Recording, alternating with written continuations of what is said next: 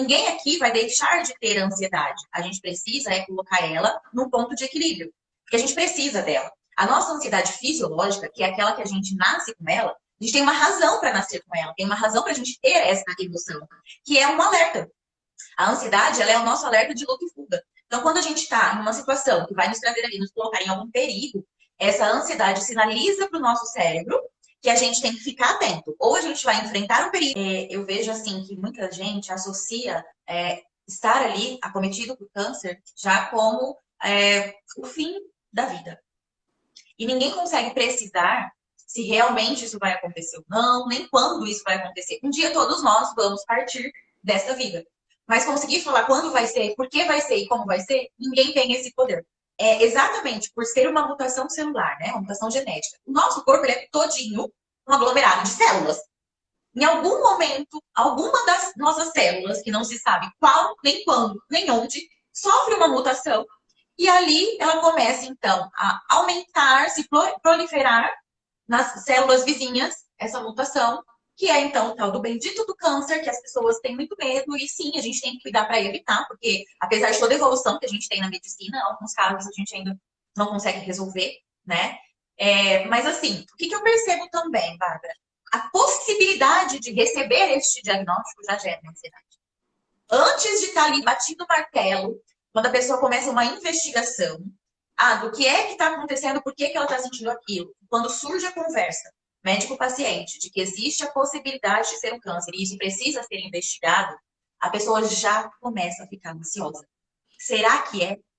Será que vai dar? Mas e se for? O tal do e se é o típico da ansiedade em excesso.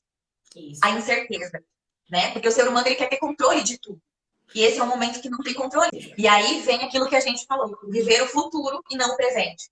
Essa pessoa vai estar aqui no presente, fazendo os exames para investigar, já pensando que se vier um resultado, que é o que ela não deseja, como que ela vai agir? Ela já começa a planejar e pensar o que é que ela vai fazer. Como você disse, dividir, né?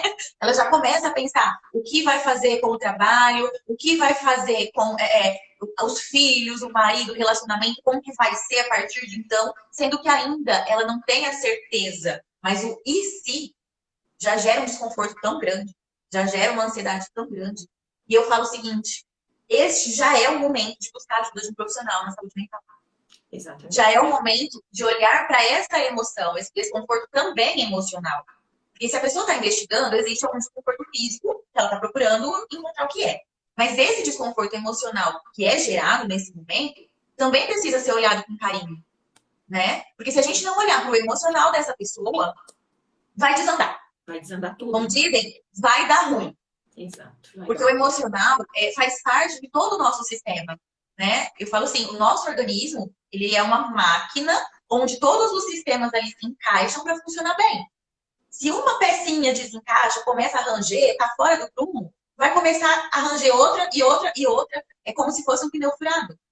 A gente fura o pneu, a gente ainda anda um pouco com o carro ali com o pneu furado até ele murchar ou até ele estourar, né?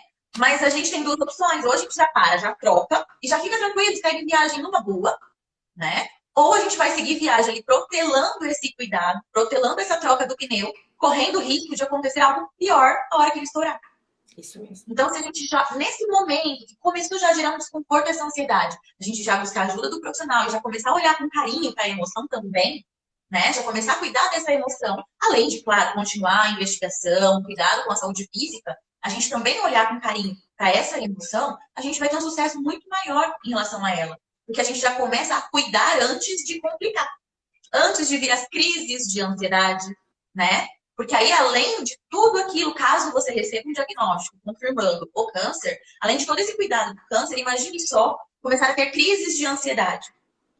Olha como a coisa vai acumulando transtornos ali, não é? Acolher aquela dor, né? Eu sempre falo que ninguém consegue mensurar a dor do outro. Então, ninguém pode julgar e nem falar a quantidade, falar se é frescura ou não, porque cuidado emocional é frescura.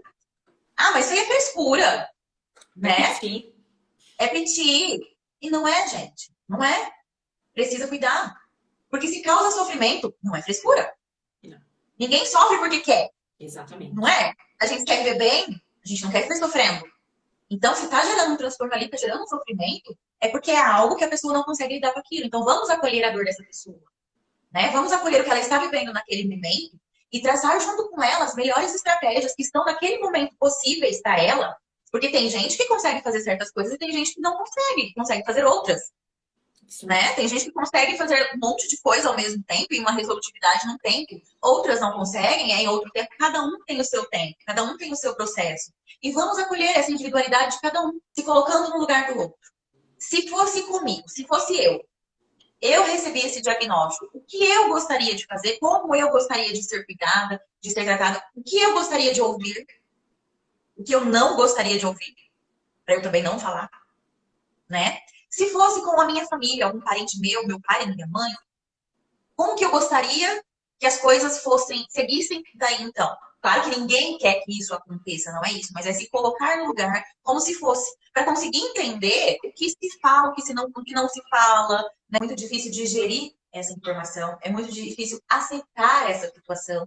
Então, muitas vezes, essa irritabilidade, essa agressividade que acontece por parte dos pacientes, né? Que eles já chegam assim, com 4 pedras na mão, é exatamente por conta disso. Como que eu vou dizer, é uma raiva, é uma rebeldia, ele está revoltado por ter recebido aquele diagnóstico, por precisar passar por aquilo ali. Então, ainda é uma revolta, ainda não tem uma boa aceitação daquilo, que precisa ser trabalhada, essa autoaceitação, né? Precisa-se sim de muita terapia para isso, né? Para aprender a lidar com essa nova situação da vida que está enfrentando. Então, precisa ser acolhido para que ele consiga digerir isso e consiga, então, levar isso com uma fluidez um pouco menos difícil. Não é mais fácil, é menos difícil, porque difícil vai ser. Vai ser menos difícil, mas vai ser difícil. Né? E sim, é um diagnóstico difícil. De estar na possibilidade de receber e de levar adiante tendo esse diagnóstico. Para a pessoa que recebe esse diagnóstico, né? Para a família, para quem está em volta. Marido, pai, mãe, filhos, quem convive com essa pessoa. E para os profissionais. Então, assim, é um cuidado. Se curtiu o vídeo, dá um like e compartilha. E não se esqueça de se inscrever no canal para não perder nada que eu vou trazer aqui.